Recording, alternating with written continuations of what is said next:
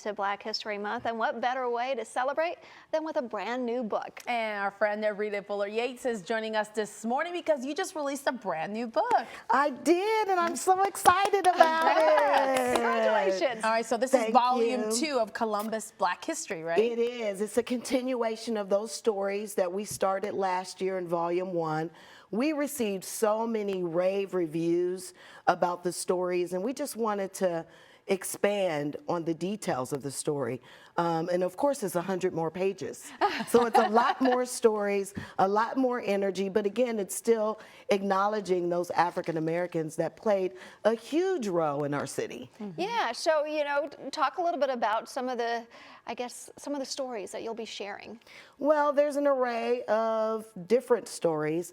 We have a story about Angela Pace, who we did an interview with, that VIP in the city that we're really familiar with. But we also talk about James Elliott, who was the first African-American little boy to receive a heart transplant at Children's Hospital. Oh, okay. So we don't even think about us being the beginning in our city of many things.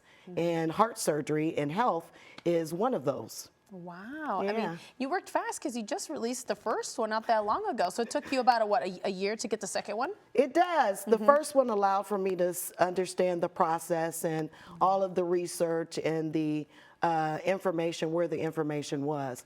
But once we identified all of that, it made it really easy. Plus, the community got more engaged. They started giving us and donating photos and sharing their stories. That was really what we wanted to do.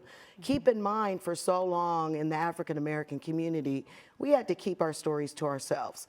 A lot of times it was oral history. Now we can scream those stories from the rooftop, and we can tell everybody about the significance that we've always played. Yeah. And for you, I'm certain that this has got to be personal for you. Talk a little bit about that and, kind of the journey that you have been learning throughout all of this. Well, thank you for that, Maria, because I was born and raised here, and I wasn't privileged to this information.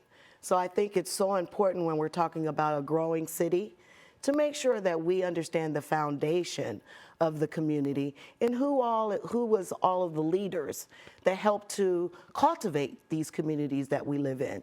We can easily miss it, and especially when we talk about the trajectory of the Black story when it comes to media. This is the opposite. It's all positive stories. It explains all of the optimism about what we've done. And it's not all about sports and entertainment. Yeah. We have politicians, we have community leaders.